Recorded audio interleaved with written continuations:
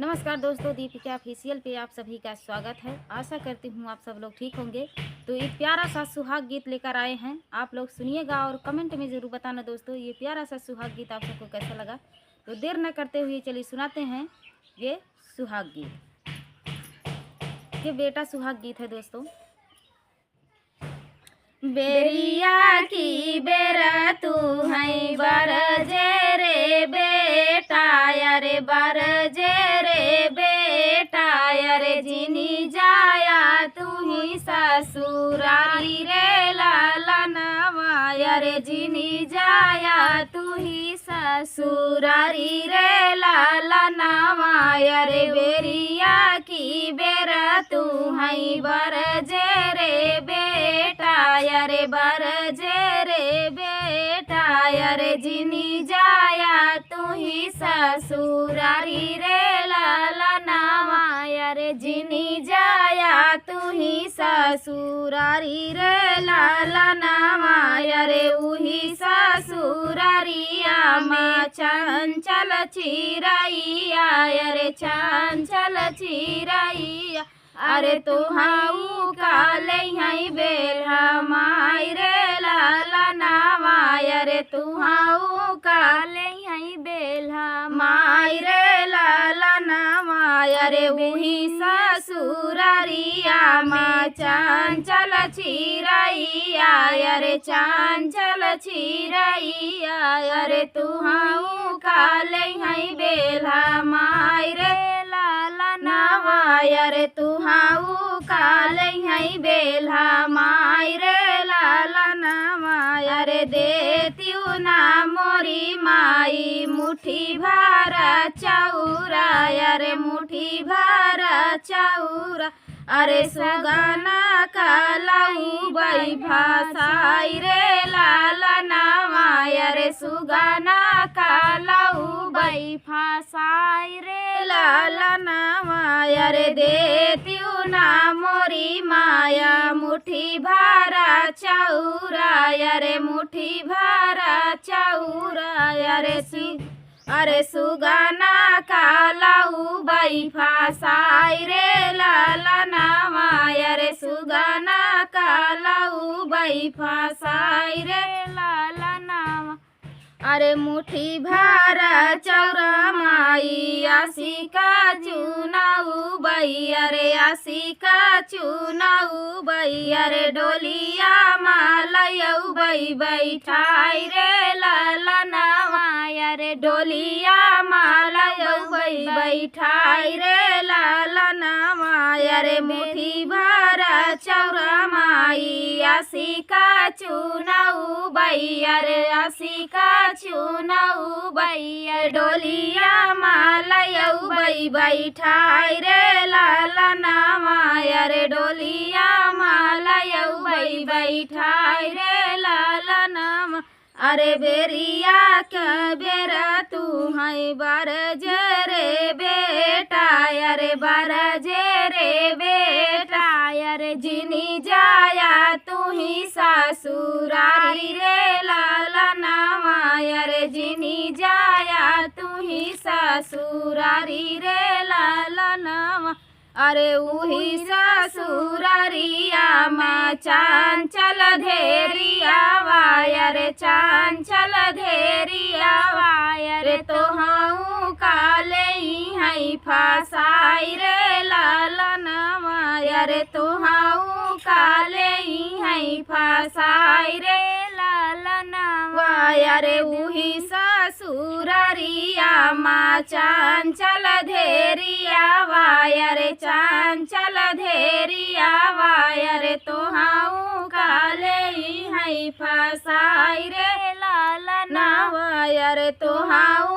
काले हई फसाई रे लाला नावा, अरे त्यू ना मोरी माई मुट्ठी भरा धनावा, अरे मुट्ठी भरा धनावा, अरे मुट्ठी भरा चौरा माई आसी का चुनाऊ बई, अरे आसी का चुनाऊ बई, अरे धेरिया कलयऊ बई फसाई रे लाला नावा, अरे धेरिया कलयऊ बई माई फसाई रे लालनावा बेरिया की बेरा तो हई बरजे रे बेटा अरे बरजे रे बेटा अरे जिनी जाया तू ही ससुरारी रे लालनावा अरे जिनी जाया तू ही ससुरारी रे लालनावा।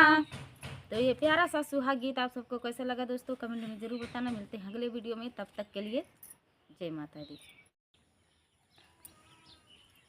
जय सिया राम। दोस्तों कैसे हो आप सब, आशा करती हूँ आप लोग ठीक होंगे। तो आज सुनाएंगे आप सभी को बाती मिलाते समय का लाचारी गीत।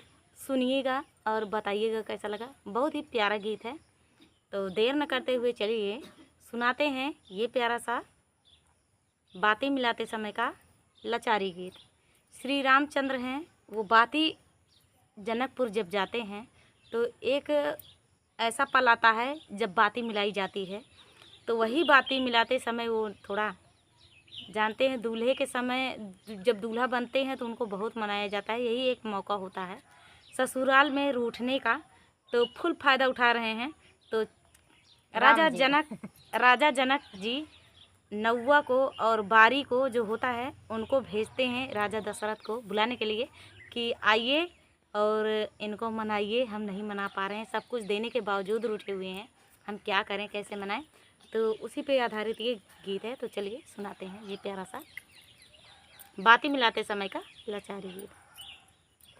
बैठी बीती गई रतिया राम बतिया न मिलावई, बैठी बीती गई रतिया राम बतिया न मिलावई,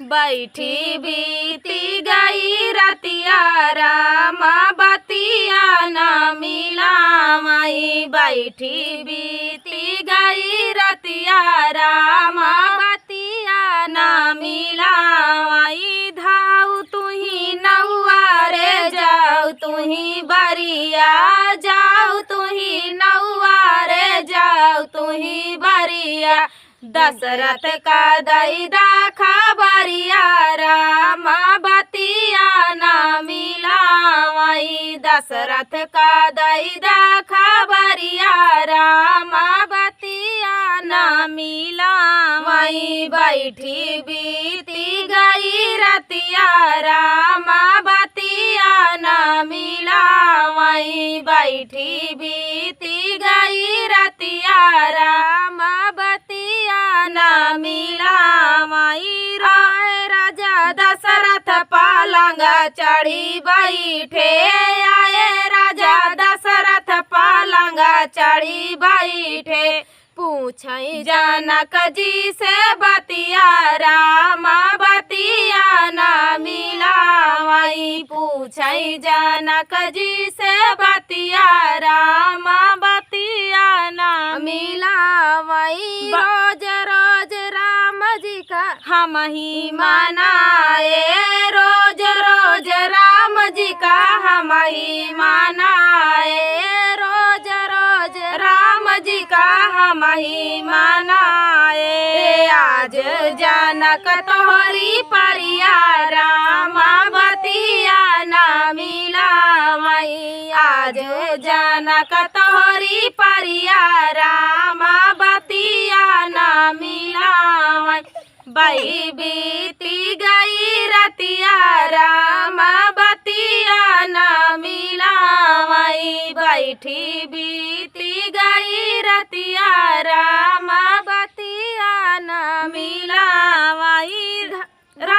धन दौलत हम सब कुछ दीन, धन दौलत हम सब कुछ दीन, काऊ लगाए हम बकिया राम बतिया न मिलावई, काऊ लगाए हम बकिया राम बतिया न मिलावई, बैठी बीती गए रतिया राम बतिया न मिलावई, प्रेम से हम सब सेवा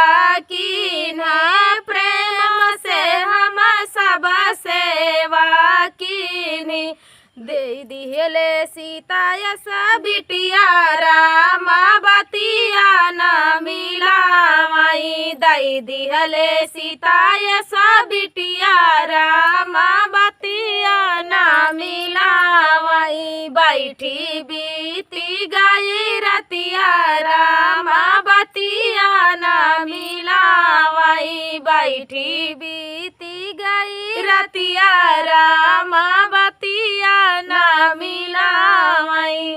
तो दोस्तों ये प्यारा सा गीत आप सभी को कैसा लगा कमेंट में बताना दोस्तों। मिलते हैं अगले वीडियो में, तब तक के लिए जय सिया राम।